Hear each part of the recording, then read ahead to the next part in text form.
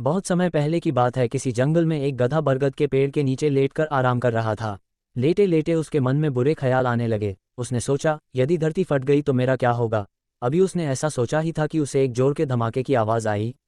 वह भयभीत हो उठा और चीखने लगा, भागो भागो, धरती फट रही है, अपनी जान बचाओ। और ऐसा कहते हुए वह पागलों की तरह एक दिशा में भागने लगा। उसे इस कदर भागता देखते हुए एक अन्य गधे ने उससे पूछा, अरे क्या हुआ भाई, तुम इस तरह बदहवास भागे क्यों जा रहे हो। अरे तुम भी भागो, अपनी जान बचाओ, धरती फट रही है। ऐसा चीखते हुए वह भागता रहा। ये सुनकर दूसरा गधा भी डर गया और उसके साथ भागने लगा। अब तो वह दोनों एक साथ चिल्ला रहे थे, भागो भागो, धरती फट रही है, भागो भागो। देखते देखते सैकड़ों गधे इस बात को दोहराते हुए उसी दिशा में भागने लगे। गधों को इस तरह भागता देख अन्य जानवर भी डर गए।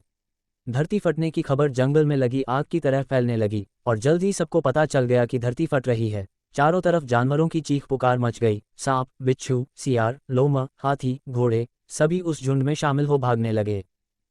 जंगल में फैले इसे हो हल्ले को सुन अपनी गुफा में विश्राम कर रहा जंगल का राजा शेर बाहर निकला। उसे अपनी आंखों पर यकीन नहीं हुआ कि सारे जानवर एक ही दिशा में भागे जा रहे हैं। वो उछलकर सबके सामने आया और गूंजती हुई दहाड़ के साथ बोला, ये क्या पागलपन है। कहाँ भागे जा रहे हो तुम सब। महाराज, धरती फट रही है, आप भी अपनी जान बचाए। झुंड में आगे खड़ा बंदर बोला। किसने कहा ये सब। शेर ने प्रश्न किया। सब एक दूसरे का मुंह देखने लगे। फिर बंदर बोला, मुझे तो ये बात चीते ने बताई थी। चीते ने कहा, मैंने तो ये पक्षियों से सुना था, और ऐसे करते करते पता चला कि ये बात सबसे पहले गधे ने बताई थी। गधे को महाराज के सामने बुलाया गया। तुम्हें कैसे पता चला कि धरती फट रही है। शेर ने गुस्से से पूछा। ममम, मैंने अपने कानों से धरती के फटने की आवाज़ सुनी महाराज। गधे ने डरते हुए उत्तर दिया।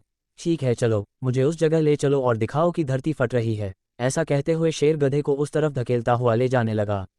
बाकी जानवर भी उनके पीछे हो लिए और डर डर कर उस ओर बढ़ने लगे। बरगद के पास पहुंचकर गधा बोला, हुजूर, मैं यहीं सो रहा था कि तभी जोर से धरती फटने की आवाज़ आई। मैंने खुद उड़ती हुई धूल देखी और भागने लगा। शेर ने आसपास जाकर देखा और सारा मामला समझ गया। उसने सभी को संबोधित करते हुए बोला, ये गधा महामूर्ख है। दरअसल पास ही नारियल का एक ऊंचा पेड़ है और तेज हवा चलने से उस पर लगा एक बड़ा सा नारियल नीचे पत्थर पर गिर पड़ा। पत्थर सरकने से आसपास धूल उड़ने लगी और ये गधा ना जाने कैसे इसे धरती फटने की बात समझ बैठा। शेर ने बोलना जारी रखा, पर भाइयों, ये तो गधा है, पर क्या आपके पास भी अपना दिमाग नहीं है। जाइए, अपने घर जाइए और आइंदा से किसी अफवाह पर यकीन करने से पहले 10 बार सोचिएगा। फ्रेंड्स, हमारी लाइफ में भी कई बार ऐसा होता है कि हम किसी अफवाह को सुनते हैं और उस पर यकीन कर बैठते हैं। इन रूमर्स की चपेट में आकर हम कई बार ज़्यादा पैसों की लालच में अपनी गाड़ी कमाई भगेड़ू कंपनियों में लगा देते हैं, तो कई मामलों में ये दंगों और भगदड़ के रूप में कई जाने ले लेता है। संत मुस्कुराए और समझाते हुए बोले, जिस प्रकार तुम पानी में नमक का स्वाद तो अनुभव कर पाए पर उसे देख नहीं पाए, उसी प्रकार इस जग में तुम्हें ईश्वर हर जगह दिखाई नहीं देता पर तुम उसे अनुभव कर सकते हो। और जिस तरह अग्नि के ताप से पानी भाप बनकर उड़ गया और नमक दिखाई देने लगा, उसी प्रकार तुम भक्ति, ध्यान और सत्कर्म द्वारा अपने विकारों का अंत कर भगवान को प्राप्त कर सकते हो। दोस्तों, उम्मीद है आपको हमारा ये वीडियो पसंद आया होगा।